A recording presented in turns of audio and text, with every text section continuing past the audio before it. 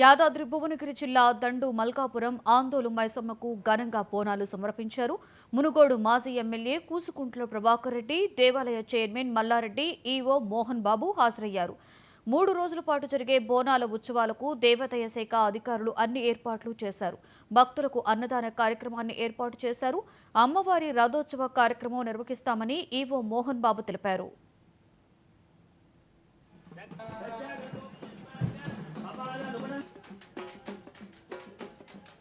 శ్రీ ఆందోళన మైసమ్మ దేవస్థానం దండు మల్కాపూర్ చౌటుప్పల్ యాదాద్రి భువనగిరి జిల్లా. ప్రస్తుతము అనగా నిన్నటి నుంచి శనివారం నుంచి 20వ బోనాలోత్సవాలు ప్రారంభమైనాయి. భక్తులు తండోపతండాలుగా రావడం జరుగుతుంది. ఆ యొక్క భక్తులు అమ్మవారికి వారి మొక్కులు చెల్లించుకుంటున్నారు. దాదాపుగా ఈసారి 1,50,000 వరకు భక్తులు వస్తున్నారని చెప్పి అంచనా వేయడం జరిగింది. దానికి తగినట్టుగానే అన్ని వసతులు కూడా ఏర్పాటు చేశాము. తాగునీరు కావచ్చు, మరుగుదొడ్లు, అదేవిధంగా తడకల పందిళ్ళు, ఈ విధంగా ప్రతిదీ కూడా లైటింగ్ డెకరేషన్, ఫ్లవర్ డెకరేషన్ అన్ని కూడా ఏర్పాటు చేయడం జరిగింది. ఎక్కడ ఏ ఇబ్బంది రాకుండా మేము భక్తుల సౌకర్యార్థం అన్ని ఏర్పాటు చేయడం జరిగింది.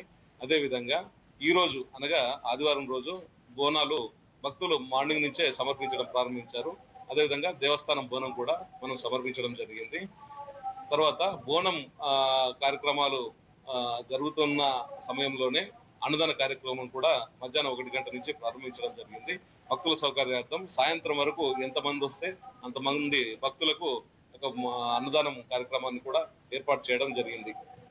సాయంత్రం ఈ రోజు సాయంత్రం అనగా ఆదివారం రోజు సాయంత్రం రథోత్సవంలో అమ్మవార్లు ఆ యొక్క ఊరి రథోత్సవంలో బయలుదేరుతారు. కురుపాం మాజీ ఎమ్మెల్యే